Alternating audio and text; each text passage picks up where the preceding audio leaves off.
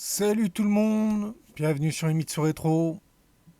Alors on va parler un peu galère, parce que là, petit souci, pour ça que la chaîne tourne très au ralenti. J'ai reçu un avertissement YouTube, donc les fameux strikes, comme on dit, ceux qui, quand t'en cumules 3, bah, ta chaîne est effacée, pour une vidéo qui avait pratiquement 2 ans. Donc déjà, t'as envie de dire, attendez, comment ça, vous me strikez une vieille vidéo? Donc, pour ceux qui suivent la chaîne, j'en avais déjà parlé. J'avais fait un let's play du successeur de Total Annihilation, donc qui est Supreme Commander Alliance Forget. Donc j'avais 6 vidéos, et la première vidéo, c'était la scène cinématique d'intro, que j'avais mis à part. J'avais fait une vidéo à part avec que la scène cinématique d'intro. Et au bout de... Parce que la vidéo date de juillet 2022, donc on est en février 2024. Je reçois un mail. Atteinte au droit d'auteur pour cette vidéo, supprimée par YouTube. C'est-à-dire qu'ils m'ont même pas demandé mon avis ou quoi que ce soit. Ils ont direct supprimé la vidéo. Et pouf, premier avertissement. Donc les avertissements durent 90 jours. Et ils vous disent, vous pouvez réduire la durée de l'avertissement. Donc il y a 2 choses à faire. C'est demander la suppression de la vidéo. Bah ouais, mais vous l'avez déjà supprimée, donc ça je peux pas le faire. Ou faire l'école des droits d'auteur, qui en fin de compte, tu réponds à 4 questions. Et si tu as tout juste, ils te disent, t'as appris, donc on va réduire le délai. Sauf qu'ils n'ont pas réduit le délai. Donc ils n'ont pas réduit le délai. Donc je suis à... Donc là, il me reste 80 jours. La chaîne, les vues, d'un coup, ils ont fait... Mais alors, ces derniers temps, ça marchait pas trop mal. Comme j'avais des vidéos qui sortaient toutes les semaines. Donc j'ai mon nombre de vues qui a été divisé par 3 le jour même où j'ai reçu l'avertissement. C'est-à-dire que quand je regarde mon graphique, ça me fait une moyenne de vues, puis le jour d'avertissement, peu. Ça... Plus des désabonnements, bien sûr. Enfin bon, ça, il y a peut-être d'autres raisons. Euh, j'ai envie de leur dire, vous vous rendez compte que... Ils te disent, oui, vous pouvez contester. Donc il faut contester en anglais, parce que c'est pas YouTube France qui vérifie ta contestation. Oui, oui, c'est écrit que les contestations sont examinées par rapport aux lois américaines. Alors là, déjà, tu te dis, ok. Alors bon, comme ma chaîne, elle est sur un youtube.com, alors peut-être qu'il aurait fallu... Il y a un... Est-ce qu'il y a un youtube.fr? Parce que moi, j'ai toujours été sur le .com, j'ai jamais...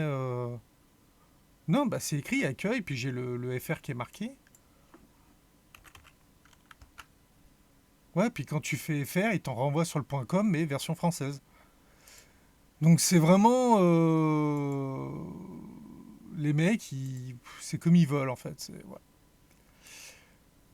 Donc il y a ça. Alors moi, qu'est-ce que j'ai fait dans la vidéo des 100 000 vues? Justement, j'avais dit que je voulais retirer des vidéos gaming qui marchaient pas trop, dont les vidéos de Supreme Commander, pour les transférer sur la chaîne secondaire qui, elle, fait que du gaming.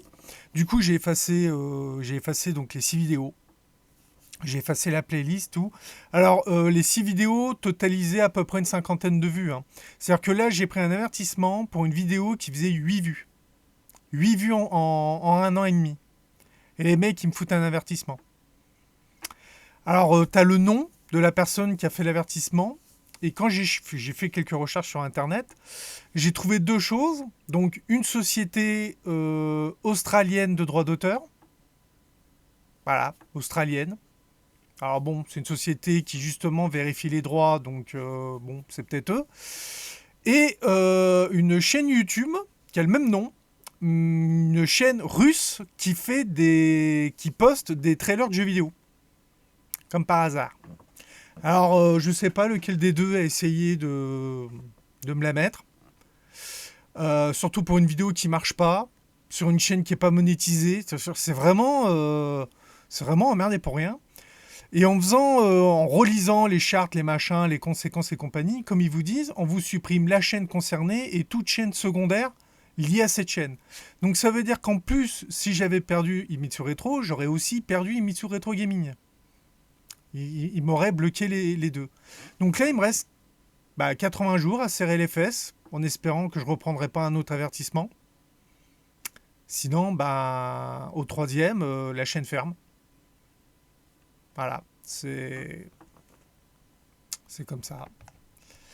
Alors j'essaie de régler un peu la lumière. Parce que j'ai changé ma lumière au plafond qui était des gros néons qui éclairaient n'importe comment. Maintenant j'ai un plafonnier LED réglable que je peux régler l'intensité de la lumière.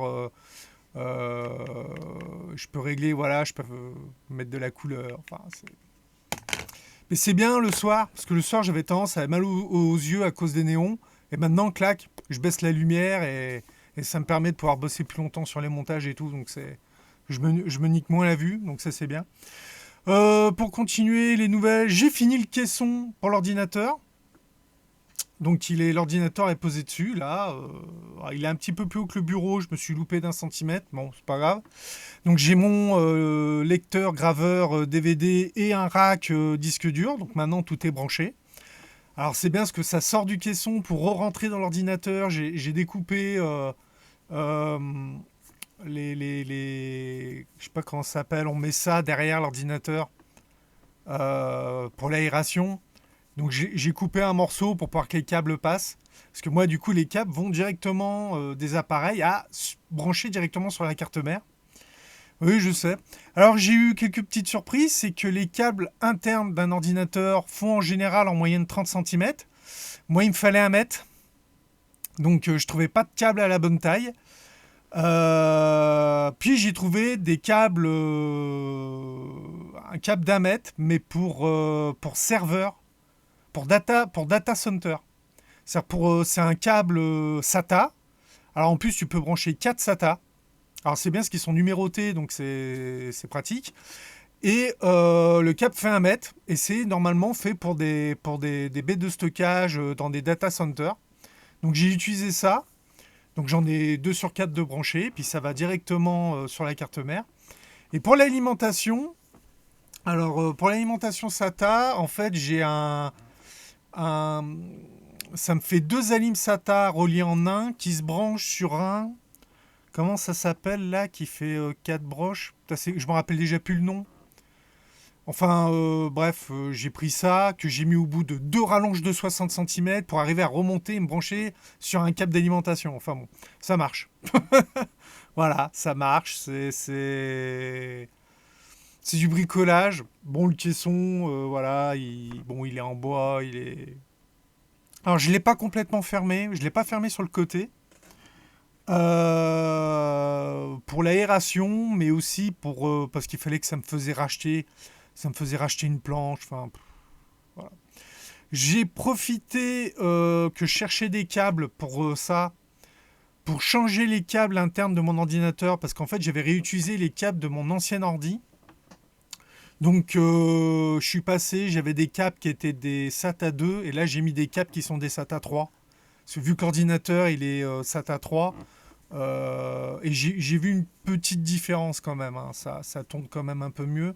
Alors que j'ai des disques qui sont normalement SATA 2. Donc soit mes câbles étaient en plus de mauvaise qualité. Donc maintenant, parce que j'ai 2 disques durs qui sont pas des SSD. En fait, j'ai 2 SSD plus 2 disques durs HDD. Et du coup, maintenant, ils sont tous branchés avec des câbles SATA 3. Et effectivement, ça marche un peu mieux. Parce que j'avais eu des freezes pendant des transferts de fichiers, que ça bloquait. J'ai réessayé, après avoir changé les câbles, de transférer les mêmes fichiers, des mêmes disques au même disque. Et là, ça a marché. Donc, en plus, j'avais un problème sur mes vieux câbles que j'ignorais. Donc, du coup, il n'y a plus aucun de mes vieux câbles dans le nouvel ordinateur. Donc le nouvel ordinateur, tout ce qui reste de l'ancien, c'est 4 disques durs, enfin 5, parce que maintenant j'en ai un dans le rack. Plus donc le M2 qui est neuf, lui par contre. la carte son et la carte graphique. Sinon, tout le reste, je l'ai changé. Donc, dans l'année, ben, j'achèterai des HDD. Alors, c'est pareil, ce que j'ai regardé, des HDD grosse capacité. Parce que comme bon, c'est du stockage de... Moi, c'est pour faire du stockage de gros volumes. Hein. C'est du stockage vidéo. Parce que voilà, j'ai 300 vidéos sur la chaîne. Les 300 vidéos, je les ai dans mon ordi. Donc c'est du stockage de vidéos. Et d'après les recherches que j'ai faites, on ne me recommandait pas le SSD. Donc plutôt aller sur des HDD. Et j'ai vu que les HDD qui sont faits pour les NAS, là on a des grosses capacités. Mais par contre le prix, tu payes 200-300 euros un disque dur. Alors ok, t'as un 16 Go, mais j'étais là. Est-ce que si je transformais mes deux... Enfin, 16 Tera, je veux dire. Si je transformais mes deux Tera en 2 4 Tera, mais que je faisais deux partitions de 2 Tera dans chacun, comme ça me fait 4 partitions de 2 Tera. Donc ça me permettrait en plus de ranger un peu mieux. Et qu'après, ben, les deux SSD, pareil, les deux SSD, j'ai un 250 et un 500, je crois. Donc ceux-là, peut-être que ça vaudrait le coup de les monter à... Je sais pas, faut que je réfléchisse. En fait, pour l'ordinateur, je préférais mettre un deuxième M2 et retirer les SSD. Je trouve que ça serait plus utile d'avoir un deuxième M2 sur ma carte, vu que ma carte mère peut avoir un deuxième M2.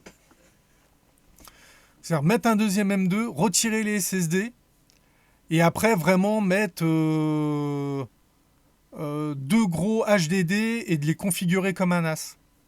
C'est quelque chose que je suis en train de réfléchir.